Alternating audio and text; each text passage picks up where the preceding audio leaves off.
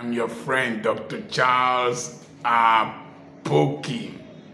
One of the things you must avoid in life is conspiracy. Conspiracy. As a Christian in particular, the people that conspired against Moses, they ended up being swallowed by the earth for breakfast. They became barbecued human beings. Miriam, the eldest sister to Moses, who rescued him who stood by when the Pharaoh's daughter came and spoke. She rebelled and conspired against Moses, and she was leprous for some days. I hate conspiracy. I hate backstabbing. This world is so simple and life is too short for you to do all this crafty stuff. I told you in the previous video about those who were backbiting my bishop, conspiring. Most of them did not end well. And I reflect over my own life. I had a pastor in the street where my school is. I repaired the road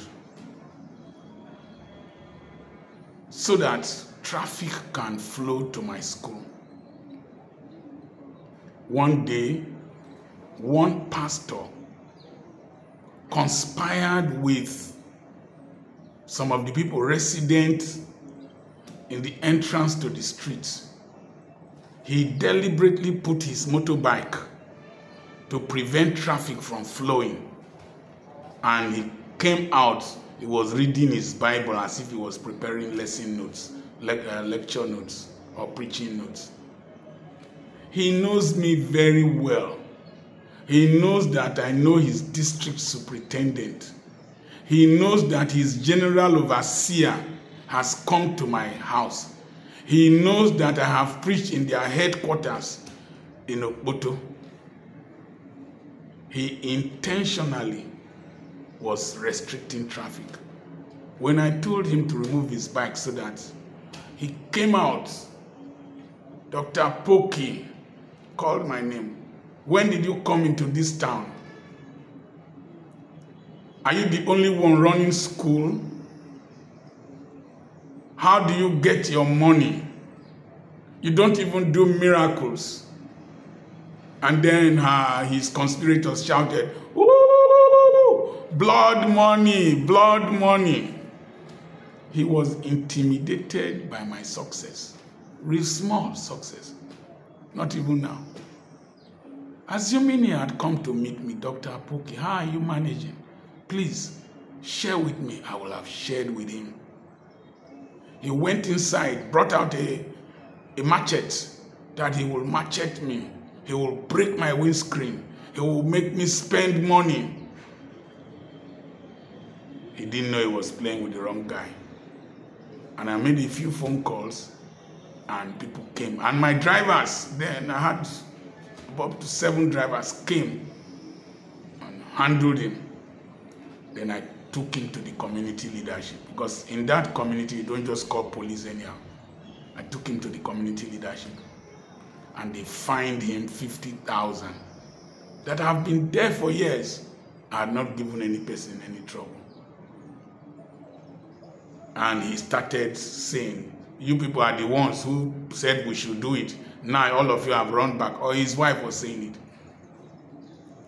And then he traveled to one community where my boys, I'm a pastor, but there are people who are loyal to me, all kinds of human beings, soldiers, policemen, bad boys, good boys, who respect me, cultists, confraternity members who respect me because I speak the truth. One of them saw him and told him, "You were the one who insulted my Oga."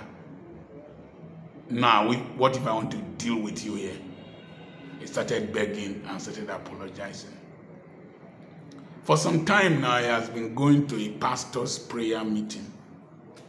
His life is barren. He has not done well. I told him, for you to dare to accuse me falsely and dare to threaten me, you will not do well. You will never earn respect.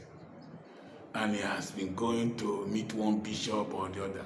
And somebody saw him and told him that Dr. Apoki pronounced a curse upon you for carrying a machete against him. And until you apologize to him, you won't do well.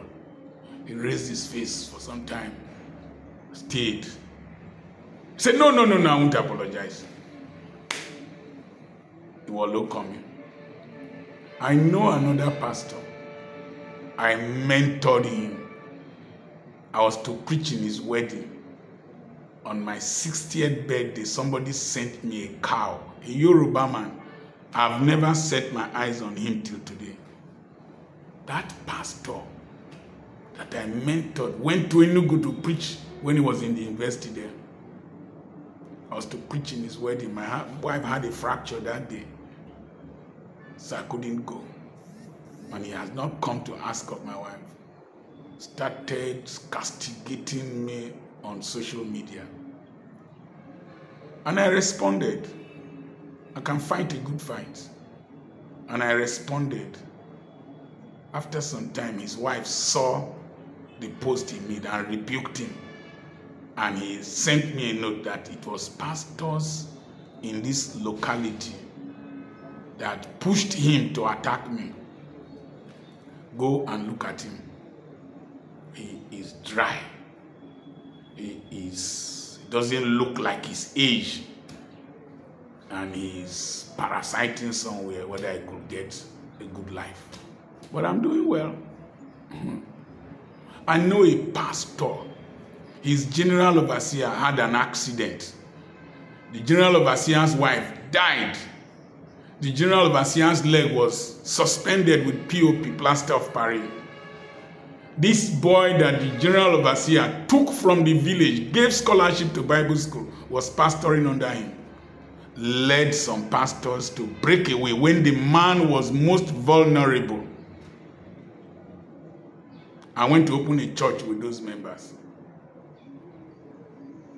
One day he went to church.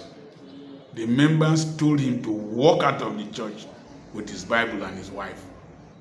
And they drove him away. I know him. Even though he has gone overseas, he is still struggling. Still struggling.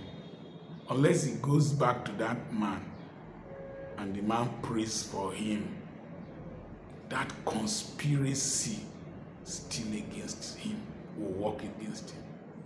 Please. There are things we should not put our hands into. To conspire against an innocent man. To conspire against somebody who is in tune with God. Remember those who conspired against Daniel. Remember the lions ate them. Avoid conspiracy.